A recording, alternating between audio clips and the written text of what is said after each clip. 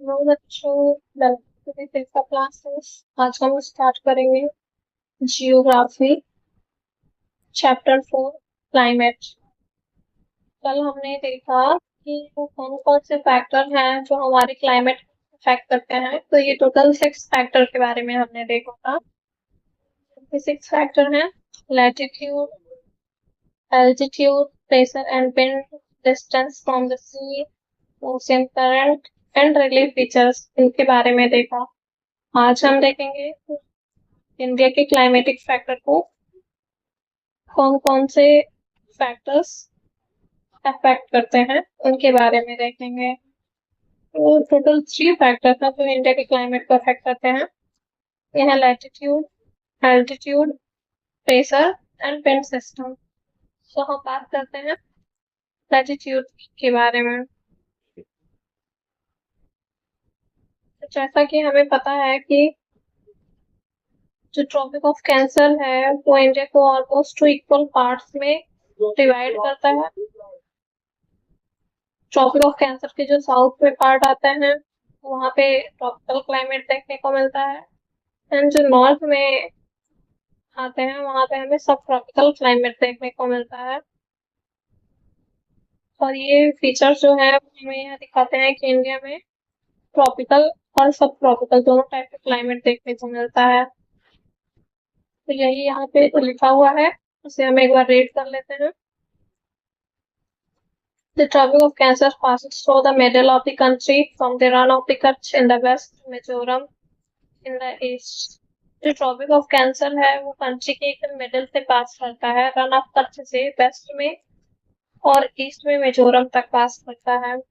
Almost half of the country lying south of the tropic of cancer belong to the tropical area and all the remaining area north of the tropic lies in the subtropics. तो जो country का ज्यादातर part है वो south में लाई करता है और वहाँ पे हमें ट्रॉपिकल एरिया देखने को मिलता है, एंड जो रिमेनिंग है वो नॉर्थ में देखने को मिलते हैं, वहाँ पे हमें सब ट्रॉपिकल एरिया देखने को मिलता है। Therefore, India's climate has characteristic of tropical as well as subtropical climate, जिसकी वजह से हमें इंडिया में ट्रॉपिकल और सब ट्रॉपिकल दोनों टाइप के क्लाइमेट देखने को मिलता है। अब हम बात करते हैं सेकेंड क्लाइमेटिक फैक्टर के बारे में, जो कि है एल्टीट्यूड। तो हमने पढ़ा था कि जब हम अर्थ की सरफेस से ऊपर की ओर जाते हैं तो जो टेम्परेचर है वो कम होता है एंड वहाँ पे ठंडा होता है, जबकि हम साउथ में देखते हैं कि वहाँ पे हमें गर्म मौसम देखने को मिलता है। तो इंडिया हमें नॉर्थ में जो है इंडिया के, वहाँ पे यहाँ पे माउंटेन्स देखने को मिलते हैं जिनकी जो एवरेज हाइट है वो 6000 मीटर देखने को मिलती है, जो कि नॉर्थ ईस्ट से जो विंड आती हैं ठंडी ठंडी, उनको हमारे इंडिया में एंटर करने से रोकता है, तो जिसकी वजह से वहाँ पे हमें कम ठंडक देखने को मिलती है as compare to central Asia. और ये जो माउंटेन्स हैं वो जो साउथ वेस्ट से मानसून विंड्स आती हैं उनको भी रोकते हैं इंडिया से बाहर जाने से, जिससे कि इन एरियाज में बारिश देखने को मिलती है। तो हम एक बार रीड कर लेते हैं। India has mountains to the north which have an average height of about 6,000 metre. हमने अभी बात की कि इंडिया के नॉर्थ में जो है वो माउंटेन्स देखने को मिलते हैं जिनकी जो एवरेज हाइट है वो 6,000 मीटर है। एंड इंडिया में हमें लार्ज कोस्टल एरिया भी देखने को मिलता है जिनकी जो हाइट है वो 30 मीटर देखने को मिलती है। India prevent the cold winds from Central Asia from entering the subcontinent। और जो हिमालय है वो सेंट्रल एशिया से जो कोल्ड विंड्स आती हैं उनको हमारे कॉन्टिनेंट में एंटर करने से रोकता है। It is because of this mountain that this subcontinent experiences comparatively milder winter as compared to Central Asia। और इन माउंटेन की वजह से ही हमारे कॉन्टिनेंट में कम ठंडक देखने को मिलती है as compare to central Asia. नहीं तो हमारे इंडिया में भी सरवाइव करना मुश्किल हो जाता, ज्यादा ठंडक होती अगर माउंटेन्स नहीं होते तो। अब हम बात करते हैं अपने नेक्स्ट क्लाइमेटिक फैक्टर के बारे में, जो कि है प्रेशर एंड विंड। ये एक बहुत ही इम्पोर्टेंट क्लाइमेटिक फैक्टर है जो हमारे क्लाइमेट को अफेक्ट करता है। तो हम बात करते हैं इसके बारे में। तो हम देखते हैं कि जो नॉर्थ ईस्ट से विंड्स इंडिया में एंटर करती हैं तो एकदम सीधी नहीं होती हैं, ये टिल्टेड थोड़ी दिखाई देती हैं। तो आप लोग सोच रहे होंगे ये विंड्स सीधी क्यों नहीं जाती हैं। तो ऐसा इसलिए होता है बच्चों, क्योंकि यहाँ पे कोरियलिस फोर्स एक्ट करता है जो विंड की डायरेक्शन को चेंज कर देता है। एंड जो ये विंड्स आती है ना, ये लैंड से आती हैं, तो इसमें बहुत कम मॉइस्चर देखने को मिलता है।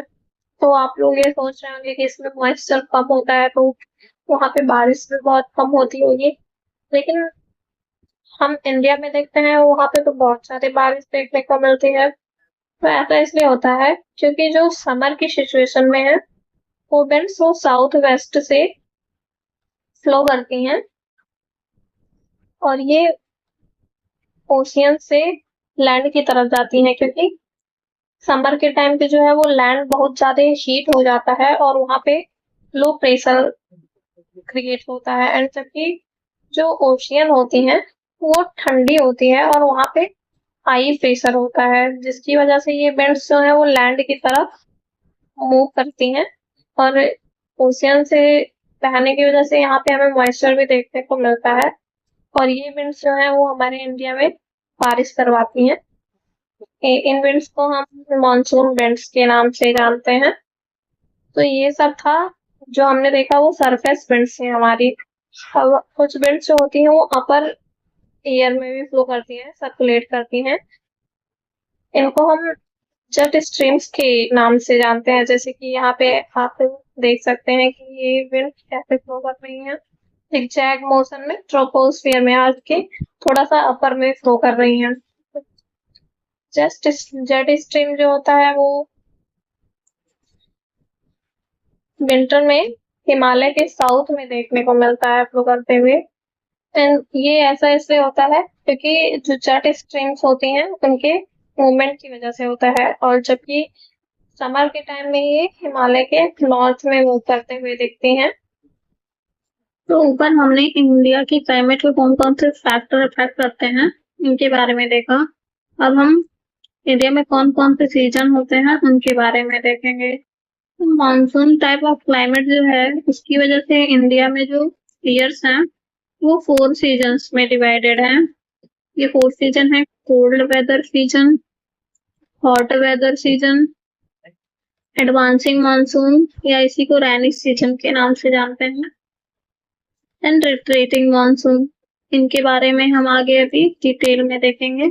कोल्ड वेदर सीजन या इसी को विंटर सीजन के नाम से भी जानते हैं। तो जो नॉर्दर्न इंडिया है वहां पे मिड नवंबर से फरवरी तक कोल्ड वेदर सीजन देखने को मिलता है, जबकि हम साउदर्न इंडिया जो है वहां पे हमें इक्वेबल क्लाइमेट देखने को मिलता है, क्योंकि ये ओशन के बहुत पास में लोकेटेड है। एंड नॉर्दर्न पार्ट जो है इंडिया का, वहां पे दिसंबर एंड जनवरी जो है वो कोल्डेस्ट मंथ है। और यहाँ पे हमें फ्रस्ट देखने को मिलता है जनवरी एंड दिसंबर में, यानी ये ऑस देखने को मिलता है। जबकि वहीं हिमालयन रीजन में जो है वहां पे स्नोफॉल होते हैं विंटर सीजन में। ये ये सीजन जो है वो एक ड्राई सीजन है और यहाँ पे हमें क्लियर स्काई, लो टेम्परेचर, लो ह्यूमिडिटी देखने को मिलती है। इन सीजन में बहुत कम बारिश होती है। जो थोड़ी बहुत बारिश होती है वो तमिलनाडु कोस्ट में देखने को मिलती है। इन सीजन में हमें एक और वर्षा देखने को मिलती है जिसको हम महावत के नाम से जानते हैं, जो कि रबी जो क्रॉप्स होती हैं हमारी उनके लिए बहुत ही महत्वपूर्ण होता है। Now we will talk about the hot weather season. या इसी को समर सीजन के नाम से भी जानते हैं। तो जो इंडिया है वहाँ पे मार्च से मई मंथ में जो है वो हॉट वेदर सीजन देखने को मिलता है, और इन मंथ में जो नॉर्दर्न इंडिया में है वो बहुत ज्यादा ही गर्मी देखने को मिलती है, जबकि जो पेनिनसुलर इंडिया है वहाँ पे कम टेम्परेचर देखने को मिलता है, क्योंकि जो पेनिनसुलर इंडिया है वो 3 तरफ से ओशियन से घिरा हुआ है, जिसकी वजह से वहाँ पे कम गर्मी देखने को मिलती है। एंड जो हमारा नॉर्थ वेस्टर्न पार्ट है वहाँ पे इन सीजन में hot dry winds, gusty and strong winds देखने को मिलती हैं, जिनको हम लू के नाम से जानते हैं। एंड समर सीजन के एंड में एक और बारिश होती है, जिसकी वजह से वहां पे हमें थंडर स्टॉर्म, तूफान, हैवी वर्षा एंड ओले पड़ते हैं। इसको वेस्ट बंगाल में काल वैसाखी के नाम से जानते हैं, जो कि किसानों के लिए बहुत ही नुकसानदायक होती है। और एक और वर्षा हमें देखने को मिलती है जो कि है प्री मानसून सावर, जो कि मैंगो की फसल के लिए बहुत ही अच्छी मानी जाती है, जिसके लिए इसको हम मैंगो सॉर्स के नाम से भी जानते हैं। तो ये था हॉट वेदर सीजन। हम अब हम देखते हैं एडवांसिंग मानसून या रेनी सीजन के बारे में। तो जो इंडिया में है वो रेनी सीजन जून में देखने को मिलता है, और इस मंथ में जो है वो पूरे इंडिया में बारिश होती है। और ये जो बारिश होती है वो छोटे छोटे ब्रेक्स में होती हैं, ऐसा नहीं है कि अगर बारिश स्टार्ट होगी तो 2-3 मंथ तक लगातार बारिश ही हो रही है। एंड ये जो मानसून आता है भले ही पूरे इंडिया में आता है, बट सब जगह पे एक जैसी बारिश नहीं देखने को मिलती है। जैसे कि हम देखें तो जो वेस्टर्न घाट है वहां पे हैवी रेनफॉल देखने को मिलती है, मोर देन 250 सेंटीमीटर। वहीं अगर हम दक्कन प्लेटो में भी देखें तो वहां पे भी हमें ठीक ठाक बारिश देखने को मिलती है। जबकि अगर हम गंगा वैली के ईस्ट से वेस्ट में देखें, जैसे कि राजस्थान या कुछ पार्ट से गुजरात के हैं, वहां पे कम वर्षा देखने को मिलती है। एंड जो मैक्सिमम रेनफॉल देखने को मिलती है वो खासी हिल्स में के साउदर्न रेंज में जो मौसम राम है वहां पे वर्ल्ड में सबसे ज्यादा बारिश होती है। ये रहा हमारा एडवांसिंग मानसून के बारे में। आगे अब हम देखते हैं रिट्रीटिंग या पोस्ट मानसून या ट्रांजिशन मानसून क्या होता है। तो जो इंडिया में है वो रिट्रीटिंग मानसून जो है वो अक्टूबर नवंबर में स्टार्ट होता है, और मानसून पूरी तरह से नॉर्दर्न प्लेन से चला जाता है इस मंथ में। एक और फिनोमेना बुक में दिया हुआ है हमारे, जो है अक्टूबर हीट। अब ये अक्टूबर हीट क्या होता है इसके बारे में हम देख लेते हैं। जब हम देखते हैं इंडिया से जब मानसून चला जाता है तो स्काई एकदम क्लियर होती है, लेकिन थोड़ी थोड़ी जो मॉइस्चर है वो रह जाती है। तो जब सन की हीट वहां पे पड़ती है तो अक्टूबर मंथ में जो है वो बहुत ज्यादा गर्मी देखने को मिलती है, जिसको हम अक्टूबर हीट के नाम से जानते हैं। इसी के साथ हमारा सीजन खत्म होता है। अब हम देखते हैं डिस्ट्रीब्यूशन ऑफ रेनफॉल के बारे में। तो हमने ऊपर तो देख ही लिया है कि कैसे कैसे बारिश होती है, कैसे इसका डिस्ट्रीब्यूशन होता है, बट एक बार और हम देख लेते हैं कि जो हमारा वेस्टर्न कोस्ट है एंड जो नॉर्थ ईस्टर्न इंडिया है वहां पे 400 सेंटीमीटर एनुअली वर्षा देखने को मिलती है। वहीं अगर हम वेस्टर्न राजस्थान या कुछ पार्ट्स गुजरात, हरियाणा या पंजाब में देखें तो वहां पे 60 सेंटीमीटर से भी कम वर्षा देखने को मिलती है। एंड जो लद्दाख है वहां पे सबसे कम वर्षा देखने को मिलती है। And the rest of the country जैसे मॉडरेट रेनफॉल, और बाकी जो एरिया है कंट्री में वहां पे मॉडरेट वर्षा देखने को मिलती है। एंड हिमालयन रीजन में जो है वो स्नोफॉल देखने को मिलता है। तो ये था डिस्ट्रीब्यूशन ऑफ रेनफॉल, छोटा सा टॉपिक है। एंड उसके बाद हम देखते हैं monsoon as a unifying bond. Monsoon कैसे इंडिया को यूनिफाई करता है, मतलब यूनाइट करता है, इसके बारे में देख लेते हैं। तो जो हिमालय है, हमने देखा अभी के चैप्टर में कि वो हमें कोल्ड ईस्टर्ली विंड्स जो आती हैं सेंट्रल एशिया से, उनसे प्रोटेक्ट करता है। एंड जो मानसून विंड्स हैं उनको इंडिया से बाहर नहीं जाने देता है, और इनके मॉइस्चर को इंडिया में ही सेट करवा देता है, जिससे वहां पे बारिश होती है। एंड जो पेनिनसुलर प्लेट्यू है वो सी के 3 तरफ से सी से घिरा हुआ है, तो वहां पे हमें मॉडरेट टेम्परेचर भी देखने को मिलता है, ये भी हमने देखा। एंड जो इंडिया के landscape, animal, plant life, agriculture है, वो भी कैसे रेनफॉल पे डिपेंडेंट हैं, और क्लाइमेट चेंज होता है तो उन पे क्या इफेक्ट पड़ता है। इंडिया का जो फेस्टिवल है वो भी मानसून पे डिपेंड करता है। एंड जो मंथ है वो भी कई सारे सीजन्स में डिवाइड है। इन सब के बारे में हमने चैप्टर में देखा, तो इसी के साथ हमारा ये चैप्टर समाप्त होता है। अगर कोई डाउट है तो आप कमेंट कर सकते हैं।